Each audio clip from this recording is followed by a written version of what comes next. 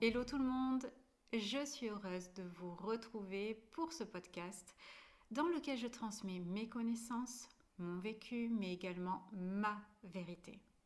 Je tiens à préciser que je ne détiens pas la vérité absolue, ce n'est que mon interprétation à travers mon expérience pour vous apporter éventuellement une nouvelle vision. Donc prenez uniquement ce qui fait écho, ce qui fait sens en vous et ce qui vous pousse à la réflexion. Votre pouvoir du discernement et du libre arbitre sont entre vos mains. Ceci étant dit, le thème d'aujourd'hui est les plantes. Un vaste sujet dont je pourrais parler pendant des heures, mais nous n'avons pas des heures devant nous, donc pour aujourd'hui on va essayer de faire concis. On utilise la plante depuis des années pour se soigner, se nourrir, communiquer, mais également à l'époque du Moyen-Âge, on s'en servait beaucoup pour confectionner les filtres d'amour. Et ça, c'était dans le meilleur des cas, non, parce que sinon vous avez droit au poison. On se sert de la plante aussi sur un aspect spirituel, pour purifier les lieux lors des cérémonies, mais aussi au sens propre du terme, avec par exemple la menthe poivrée, qui grâce au menthol, qui a un pouvoir antioxydant, agit comme un antiseptique, que l'on va retrouver d'ailleurs dans la composition d'un dentifrice, tuant les bactéries. Au Moyen Âge, les sorcières sont des femmes instruites, de science ou guérisseuses, ayant une grande connaissance de la botanique, de la médecine, de la nature. Elles étaient les ancêtres des préparateurs en pharmacie d'aujourd'hui. Elles entretenaient une relation étroite avec les plantes qui étaient souvent utilisées lors de rituels et de soins magiques. Les sorcières utilisaient également des herbes pour la guérison et certaines plantes étaient considérées comme ayant des propriétés curatives magiques. Oui, parce qu'au Moyen Âge, tout était magique. Exemple avec le thym, qui était considéré comme un remède contre les maladies respiratoires. Au Moyen Âge, les persécutions envers les sorcières ont entraîné la perte de nombreuses connaissances sur l'utilisation de ces plantes. Même si leur utilisation en soi, on s'en sert depuis l'aube de l'humanité, les plantes. Au Moyen Âge, les sorcières utilisaient la camomille pour purifier, protéger, luttant contre les sorts. Selon une légende, la camomille était un cadeau de la déesse grecque Héra pour la terre, étant considérée comme un symbole de l'amour divin. Les sorcières, les guérisseuses, l'utilisaient souvent dans leurs rituels et leurs potions pour attirer l'amour et la bonne fortune. Dans la culture celtique, elle était considérée comme sacrée, associée au dieu du soleil et de la guérison, Lugh, L-U-G-H. Je précise pour ceux qui veulent aller regarder sur internet. Cette plante, du coup, était utilisée dans les rituels de guérison et de purification. C'est une plante qui était très appréciée et prisée au Moyen Âge. Aujourd'hui, ce que l'on appelle recette de grand-mère a été finalement oublié, car souvent remplacé par des substituts. Mais petit à petit, on revient à l'usage de la plante dans notre quotidien, en prenant en considération l'étendue de ses vertus, où on va utiliser la plante sous différentes formes. En tisane, en huile essentielle, en huile végétale, en gémothérapie, en fleurs de bac. On peut aussi travailler avec certaines parties de la plante, comme la racine, fleurs, feuilles. Mais également, on peut œuvrer avec le langage des fleurs. Aussi appelée floriographie. Donc c'est une forme de communication qui utilise les fleurs pour transmettre des messages spécifiques. C'est originaire de l'époque victorienne où ce code permettait d'exprimer des sentiments de manière discrète, car chaque fleur et sa couleur ont leur propre signification. La plante a une histoire, donc un langage. Exemple avec l'hysope.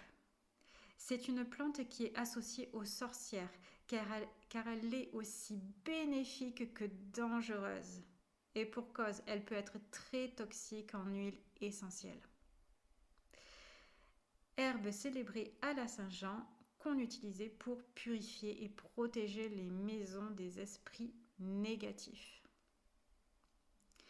L'Achillée millefeuille, qui est associé au héros grec Achille, qui, grâce au conseil de Vénus, s'en servit pour soigner les plaies de ses guerriers. L'anis, connu depuis des siècles en Crète et en Égypte, s'en servant comme remède pour respirer, augmenter l'appétit. Hildegarde le préconisait autour du cou pour éloigner les mauvais esprits. Alors, effectivement, si vous faites des recherches sur les plantes, la notion de purification, d'éloigner les mauvais esprits, c'est quelque chose qui revient beaucoup parce qu'à l'époque, c'était un sujet important. Et comment parler de plantes sans évoquer Hildegarde de Bingen, qui est un personnage central dans l'histoire de la plante. Hildegarde a vécu de 1098 à 1179. D'origine allemande, elle était abbesse, mystique, visionnaire, voyante et guérisseuse. Elle est considérée comme étant la première naturaliste. Sa médecine combine le savoir classique de son époque à la médecine locale, populaire. Elle s'inspirait de tout ce qui l'entourait, plantes, animaux, minéraux. Elle en faisait une observation approfondie et en tirait des remèdes.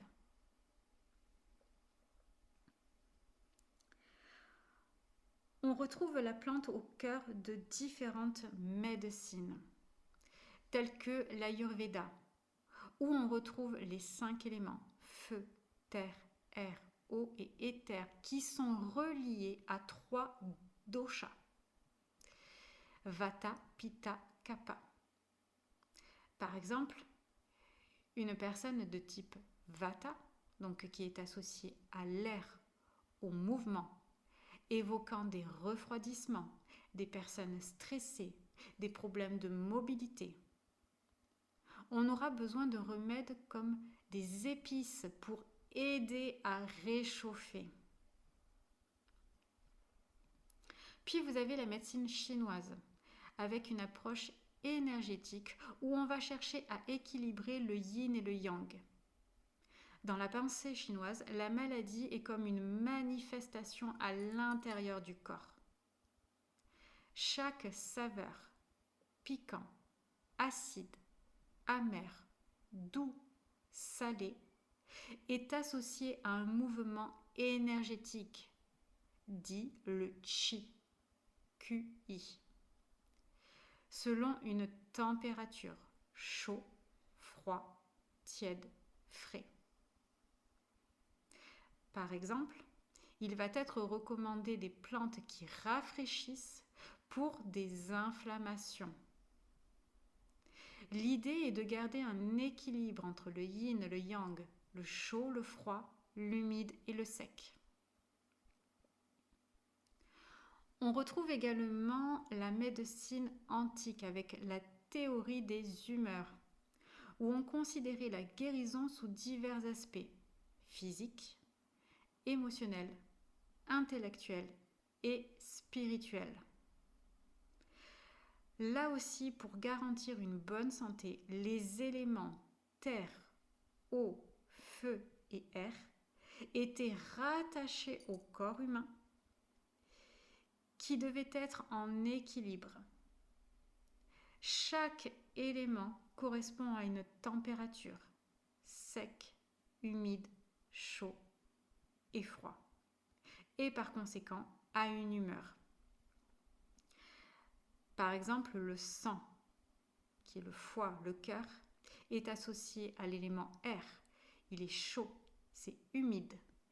Et le tempérament sera sanguin, donc des personnes chaleureuses. On peut conseiller la tomate. Pourquoi ? Parce que lorsque l'on coupe la tomate en deux dans sa verticalité, elle a cette représentation de l'organe du cœur. Vous pouvez regarder d'autres fruits, d'autres légumes. Par exemple, vous avez également la noix. Lorsque l'on ouvre une noix, ça fait penser au cerveau. Voyez ? Donc ça peut être intéressant d'en manger, peut-être pour travailler sur la mémoire. Voilà. On va rattacher également le champignon pour l'oreille, me semble-t-il, si je ne dis pas de bêtises. À vérifier. La plante est aussi un signe de reconnaissance, de rassemblement. Exemple, l'œillet vert était un symbole secret des partisans d'Oscar Wilde. Les druides, eux, utilisaient le gui pour signifier un lieu de rencontre où aucune violence ne pourrait avoir lieu. Sans oublier, bien évidemment, le gui, que l'on offre le 1er mai comme porte-bonheur, dont la tradition remonte à la Renaissance, où le roi Charles IX en aurait reçu en cadeau lors de sa campagne dans la Drôme, et qui décida d'en offrir chaque année aux dames de sa cour. Dans nos recettes de grand-mère, on peut retrouver la lavande vraie, nommée chez nous en Provence garde-robe, car des sachets de fleurs sont placés justement dans les armoires pour éloigner les insectes et parfumer le linge. Personnellement, j'adore me servir des plantes pour confectionner des talismans. D'ailleurs, j'en crée pour mes consultants. On peut confectionner divers talismans en fonction de nos besoins, mais il est vrai que durant le Moyen-Âge, certaines plantes comme la coriandre, la verveine, le souci, figuraient dans les philtres d'amour.